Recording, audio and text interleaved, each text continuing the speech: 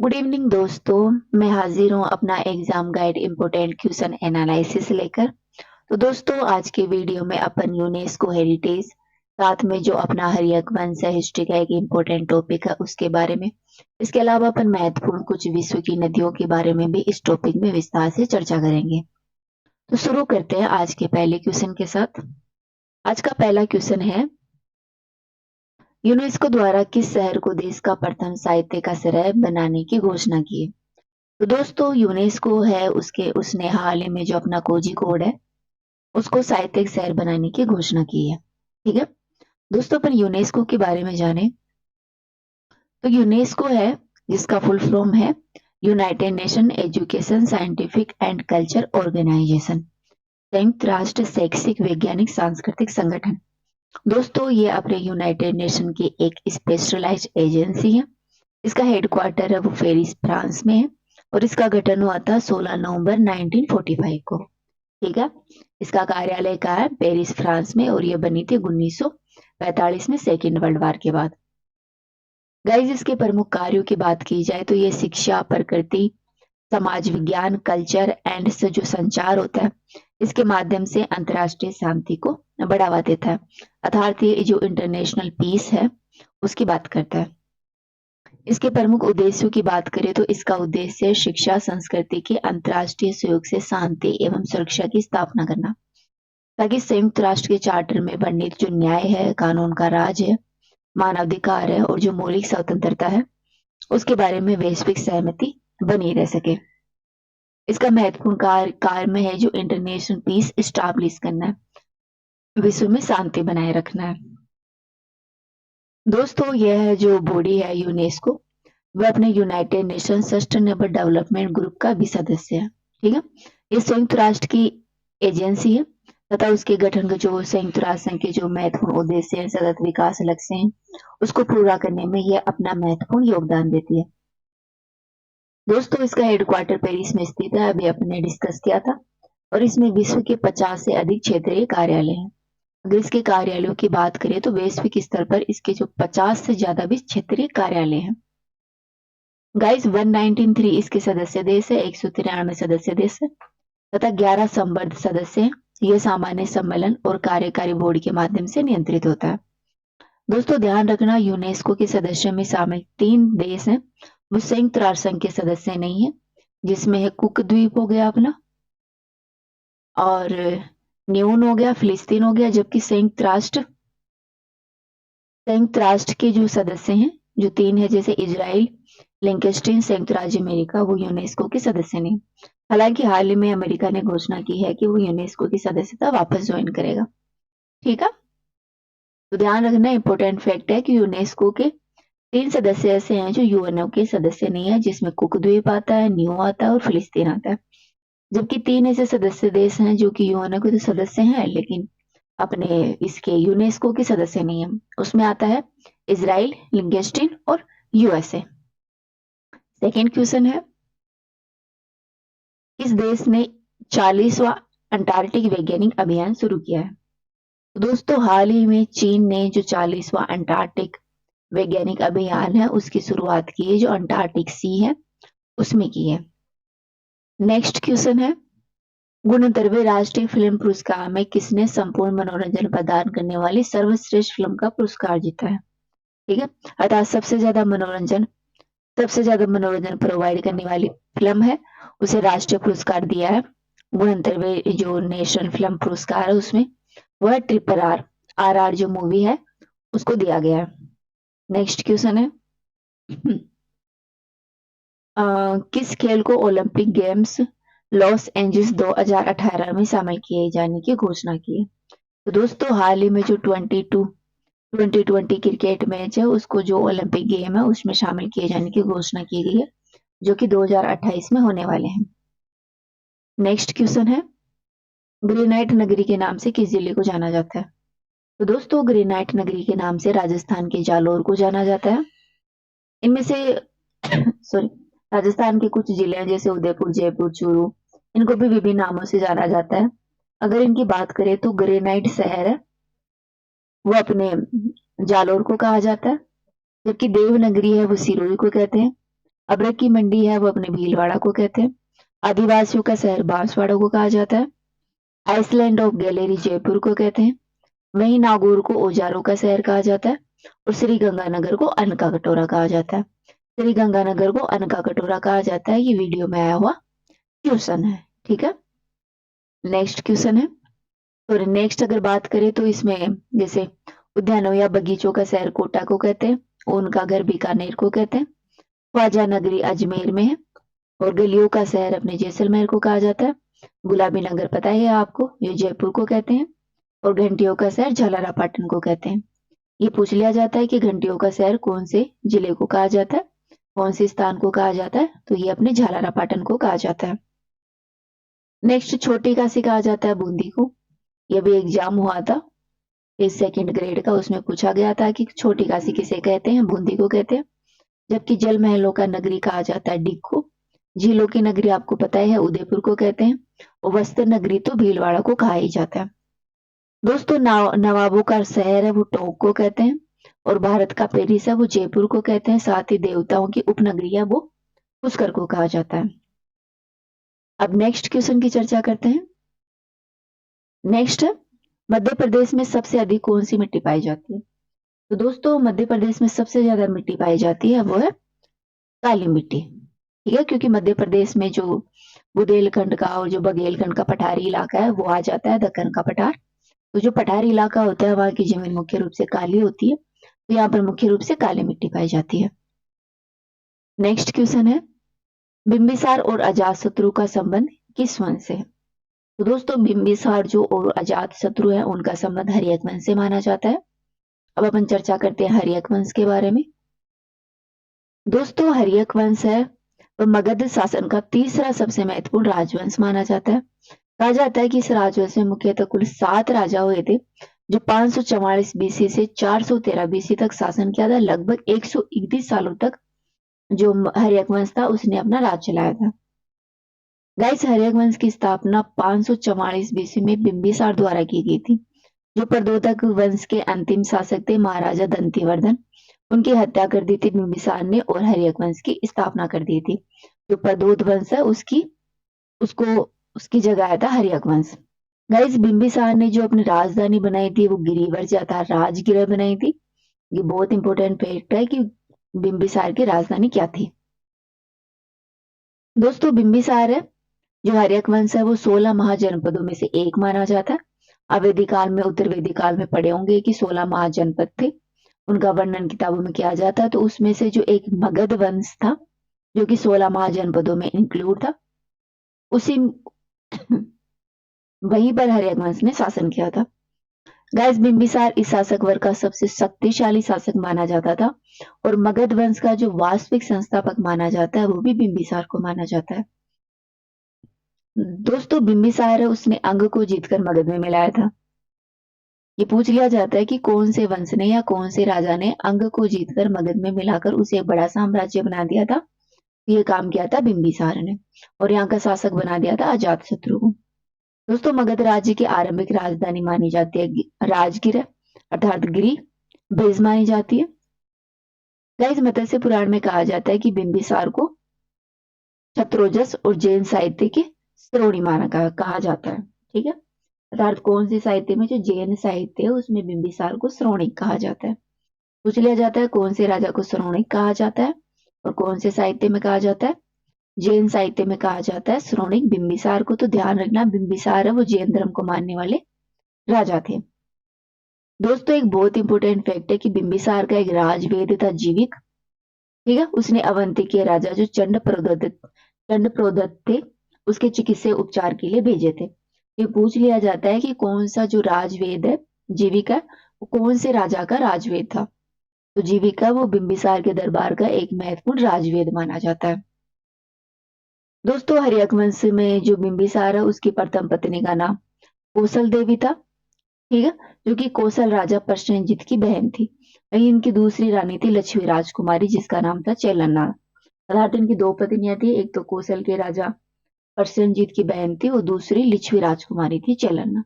इस तरह इनका जो शासन क्षेत्र है वो बहुत विस्तृत था। दोस्तों इनके बाद में आता है बिंबिसार के बाद में आता है अजातशत्रु, जो कि हर्यक वंश का एक महत्वपूर्ण राजा माना जाता है। इसने अपने पिता की हत्या करके गद्दी प्राप्त की थी, मगध का शासक बना था ये। अपनी साम्राज्यवादी नीतियों के अंतर्गत इसने काशी वज्जी संघ को एक लंबे संघर्ष के बाद में मगध में मिलाया। अंग को तो मिलाया था बिंबिसार ने, और जो काशी और वज्जी था उसको मगध में मिलाने का काम किया था, किसने किया था? अजातशत्रु ने। गाइस, इनके मंत्री थे एक वक्सकार। इन्होंने वैशाली के लक्ष्मी में फूट डालने के कारण ही अजातशत्रु ने वज्जी संघ पर विजय प्राप्त की थी। दोस्तों, इस युद्ध में अजातशत्रु ने जो रथ मूसल होते हैं, महाशिला कंटक होते हैं, आदि हथियारों का प्रयोग किया था। ध्यान रखना, सबसे पहले जो महाशिला कंटक होते हैं और जो रथ मूसले होते हैं, ये हथियार होते थे, इनका सबसे पहले प्रयोग किया था अजातशत्रु ने। दोस्तों, लिच्छवियों के आक्रमण से सुरक्षा के लिए अजातशत्रु ने अपनी राजधानी थी राजगिर, उसका सुदृढ़ किले का निर्माण करवाया था। इसके ध्यान रखने वाली बात है कि इसके शासनकाल के जो 8वां वर्ष था, उसमें बुद्ध को निवारण प्राप्त हुआ था। तो पूछ लिया जाता है कि बुद्ध को निवारण प्राप्त हुआ था, वो कौन से शासक के समय हुआ था? तो वो अजातशत्रु के समय हुआ था। गाइस, बुद्ध के अवशेषों पर अजातशत्रु ने राजगृह में स्तूपों का निर्माण करवाया था। इसी काल में राजगृह में सप्तपर्णी गुफा है, वहां पर प्रथम बौद्ध संगति का आयोजन किया गया था, जिसमें बौद्ध धर्म की जो शिक्षाएं होती हैं उसको सिद्ध पिटक और विनय पिटक में लिपिबद्ध किया गया था। पूछ लिया जाता है कि जो बौद्ध धर्म की प्रथम जो बौद्ध संगति हुई थी, वो कब और कहाँ हुई थी और किसके शासनकाल में हुई थी? यह हुई थी राजगृह में हुई थी, अजातशत्रु के शासनकाल में जो सप्तपर्णी गुफाएं होती हैं वहां हुई थी। और इम्पोर्टेंट बात यह है कि यहाँ की जो बुद्ध की शिक्षाएं हैं, सुत्त पिटक और विनय पिटक, को लिपिबद्ध किया गया था। गाइस, पुराणों के अनुसार 28 वर्ष तथा बौद्ध साक्ष्यों के अनुसार 32 वर्ष तक अजातशत्रु ने शासन किया था। दोस्तों, अंतिम समय में अजातशत्रु की हत्या कर दी थी उनके पुत्र उदयन ने, और फिर वो राजा बन गए थे। उदयन ने 461 से 445 ईस्वी तक शासन किया था। पुराणों और जैन ग्रंथों के अनुसार गंगा सोन नदियों के सामने ये समय पाटलिपुत्र कसिमपुरा के नाम से भी जाना जाता था, क्यों? उसने राजधानी बनाया। अर्थात पाटलिपुत्र को जो कुसुमपुरा है उसके नाम से भी जाना जाता था हर्यक वंश के टाइम में, और इसी को राजधानी बनाया था उदयन ने, जो कि बाद में मगध राज्य की एक महत्वपूर्ण राजधानी मानी जाती है। पाटलिपुत्र था वो गंगा और सोन नदियों के बीच का बसा हुआ क्षेत्र था। दर्ज की ज्योग्राफिकल लोकेशन थी वो कि अपने इतिहास के हिसाब से बहुत ही महत्वपूर्ण थी, क्योंकि यहाँ से व्यापार वगैरह करना आसान होता था। इस कारण जो मगध है वो बहुत अपना देश का समृद्ध राज्य रहा है। दोस्तों, उदयन था वो जैन धर्म को मानने वाला था, ठीक है। इस वंश का अंतिम शासक माना जाता है नाग दशक, ठीक है, जिसे दर्शक भी कहा जाता है। इसने शिशुनाग नामक एक अमात्य था, उसको हरा दिया। उसके हारने के बाद में ये अपनी इनको गद्दी छोड़नी पड़ी, और इसके बाद में शिशुनाग वंश की स्थापना होगी। अर्थात हर्यक वंश के बाद में जो वंश दूसरा आया वो शिशुनाग वंश था। शिशुनाग के नाम से इस वंश का नाम शिशुनाग पड़ा था। शिशुनाग ने जो दर्शक था उसको हराकर, जो दर्शक था हर्यक वंश का अंतिम राजा था, उसे हराकर यह गद्दी प्राप्त कर ली और वहां की सत्ता चेंज कर दी। दोस्तों, इसमें ध्यान रखने वाली बात है कि अजातशत्रु थे वो बौद्ध धर्म से बिलोंग करते हैं, और जबकि बिंबिसार और उदयन है वो जैन धर्म को मानने वाले प्रमुख लोग थे। नेक्स्ट क्वेश्चन है, निम्न में से कौन पहले क्रांतिकारी थे जो बाद में एक योगी और दार्शनिक बन गए? तो दोस्तों, सबसे पहले क्रांतिकारी थे एक जो अपने अरविंद घोष हैं। वो पहले बहुत बड़े क्रांतिकारी थे, बाद में उनको जेल हो गई, और जेल से निकलने के बाद में वो एक योगी बनकर और दार्शनिक बनकर बाहर आए। नेक्स्ट क्वेश्चन है, निम्न नदियों में से कौन सी नदी विषुवत रेखा को 2 बार काटती है? तो बताइए, विषुवत रेखा को 2 बार काटने वाली नदी कौन सी है? दोस्तों, जो अपनी जायरे नदी है, जिसे कांगो नदी के नाम से भी जाना जाता है, ये विषुवत रेखा को 2 बार काटती है। इन नदियों के बारे में अपन इस वीडियो में चर्चा भी कर लेते हैं। पहली नदी है जायरे नदी, जिसे कांगो नदी के नाम से भी जाना जाता है। गाइस, ये अफ्रीका की एक महत्वपूर्ण नदी मानी जाती है। कांगो वन दूसरा सबसे बड़ा वर्षावन है। इस नदी की कुल लंबाई 4700 है, जो कि दुनिया की 9वीं सबसे लंबी नदी मानी जाती है। गाइस, अफ्रीका की सबसे विशाल नदी है वो नील नदी है। इसके बाद में जो कांगो नदी है वो सबसे लंबी नदी मानी जाती है, और दुनिया की चौथी सबसे बड़ी लंबी नदी है। दोस्तों, ध्यान रखना, यह भूमध्य रेखा को 2 बार काटती है। ठीक है। और यह अंगोला, बुरुंडी, कैमरून, मध्य अफ्रीका गणराज्य में और जो कोंगो गणराज्य है गेबोन में आदि में बहती है। साथ ही तंजानिया, रवांडा, जाम्बिया और कांगो गणराज्य में यह नदी प्रवाहित होती है। दोस्तों यह नदी है कांगो नदी है, वो विश्व की समस्त नदियों में दक्षिण अमेरिका की जो अमेजन नदी है उसको छोड़कर सबसे लंबी नदी मानी जाती है। ठीक है। यह नदी अपने मुहाने पर 7 मील चौड़ा साधारण समुद्र में गिर जाती है, साधारण रूप से रूप धारण करके समुद्र में गिर जाती है। गाइस यह नदी प्रति सेकंड 20 घन किलोमीटर कीचड़ युक्त पानी गिराती है, जो कि मिसिसिपी नदी से चौगुना माना जाता है। ठीक है। नेक्स्ट नदी है नील नदी। दोस्तों नाइल नदी है वो अफ्रीका की एक महत्वपूर्ण नदी है। यह नदी भूमध्य रेखा के दक्षिण से बुरुंडी से निकलकर उत्तरी पूर्वी अफ्रीका के होकर भूमध्य सागर में गिर जाती है। ठीक है, ये मानचित्र में देख सकते हैं, यहाँ से निकल रही है। अर्थात ये नदी है वो लेक टाना से निकलती है, इथोपिया के लेक ये टाना है, यहाँ से निकलती है ब्लू नाइल। और ये जो अपना लेक विक्टोरिया वहां से निकलती है व्हाइट नाइल। ठीक है। ये दोनों अपने खेतान में मिलकर नील नदी बनाती है, जो कि जो गिर के ये अपने मेडिटेरियन सी में गिर जाती है। ठीक है।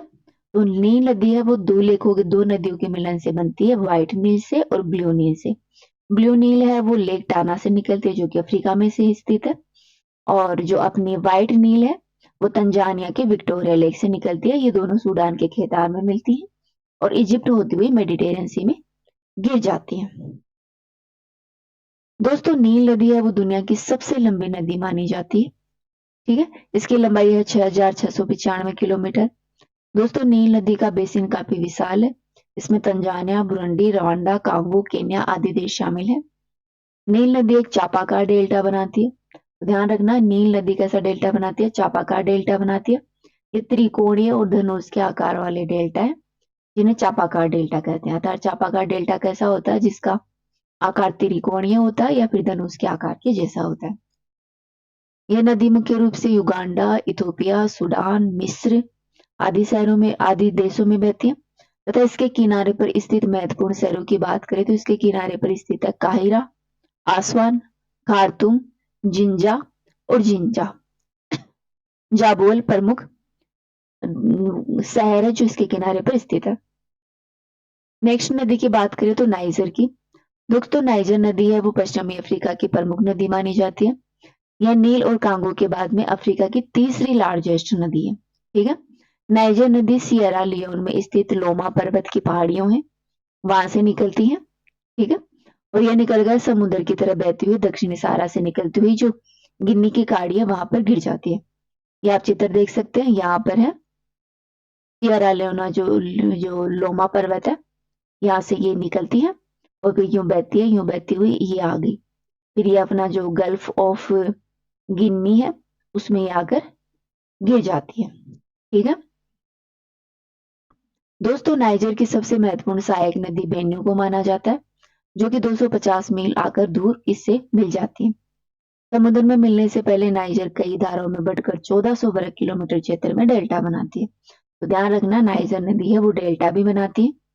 डेल्टा में जो समुद्र के किनारे 120 लंबा है, यहाँ पर धान, कपास और गन्ने की मुख्य रूप से खेती होती है। दोस्तों यद्यपि इसकी धारा में अनगिनत चट्टाने और झरने पड़ते हैं, तथापि इसका मध्य भाग है वो छोटी नौकाओं के परिवहन के लिए कम काम आता है। इस नदियों में मछली, मगरमच्छ और दरियाई घोड़े अधिक रूप से पाए जाते हैं। नेक्स्ट नदी की बात करें तो वो आती है अमेजन नदी। दोस्तों अमेजन नदी है वो आप चित्र में देख सकते हैं, ये है बहुत बड़ी है। ये अपने जो दक्षिण अमेरिका है उसकी लाइफलाइन कही जाती है अमेजन नदी। यह दक्षिण अमेरिका की प्रमुख नदी है। आयतन के हिसाब से विश्व की सबसे बड़ी और लंबाई के हिसाब से विश्व की दूसरी सबसे बड़ी नदी है। लंबाई के हिसाब से सबसे बड़ी नदी है वो अपनी नील नदी है और फिर आती है अपनी अमेजन नदी, जबकि अपवाह और आकार के हिसाब से माने तो अमेजन है वो विश्व की सबसे लार्जेस्ट नदी है। दोस्तों यह नदी है ब्राजील, पेरू, बोलिविया, कोलंबिया और इक्वेडोर से होकर बहने वाली प्रमुख नदी है। आयतन के हिसाब से अमेजन नदी विश्व की सबसे बड़ी नदी है, जबकि लंबाई के हिसाब से विश्व की दूसरी सबसे बड़ी नदी है। ठीक है। दोस्तों यह नदी जो अपना पेरू की जो एंडीज पर्वतमाला है वहां से निकलती है और अटलांटिक महासागर में गिर जाती है। ठीक है। देखिए यहाँ पर एंडीज पर्वत ये जो इलाका है ये वाला ये ऐसे यहाँ पर ऐसे एंडीज पर्वत है, इस एंडीज पर्वत की एक इस पेरू है, वहां से ये निकलती है और यूं बहती हुई ये अपना जो अटलांटिक ओशन है यहाँ पर ये नदी गिर जाती है। ठीक है दोस्तों, इसकी प्रवाह घाटी विश्व में सबसे बृहत्तम है। इसमें जल की प्रवाह दर इसके बाद 8 नदियों के योग में सबसे अधिक है। इसके लंबे चौड़े पाट के कारण ये पुलों का यहाँ पर मुख्य रूप से अभाव पाया जाता है। दोस्तों नील नदी अमेजन नदी की महत्वपूर्ण विशेषताओं के बारे में बात करें। अमेजन के वर्षावन है दुनिया के सबसे बड़े वर्षावन पाए जाते हैं। उन्हीं क्षेत्रों से अमेजन नदी निकलती है। दोस्तों अमेजन की जो वर्षावन है इसे धरती का फेफड़ा भी कहा जाता है। अमेजन जैव विविधता का केंद्र है, बायोडायवर्सिटी का केंद्र है, जहां पर विभिन्न जंतु और वनस्पतियां बेशुमार रूप से पाई जाती हैं। अमेजन के वर्षावन से होकर बहने वाली महत्वपूर्ण नदियां होती हैं जो कि इसके क्षेत्र को बहुत डेवलप करती हैं। दोस्तों अमेजन है वो मुख्य रूप से 9 देशों से निकलती है, जिसमें Brazil, Bolivia, Peru, Ecuador, Colombia, Venezuela, Guyana, French Guyana और सूरीनाम प्रमुख आते हैं। अब नेक्स्ट और अपना लास्ट क्वेश्चन देख लेते हैं। भारत का पहला डिजिटल गांव कौन सा है? बताइए भारत का पहला डिजिटल गांव कौन सा है? दोस्तों भारत का पहला डिजिटल गांव है वो अकोदरा है। ठीक है, कौन सा? अकोदरा। तो इस वीडियो में इतना ही, नेक्स्ट वीडियो में फिर मिलते हैं। Thank you.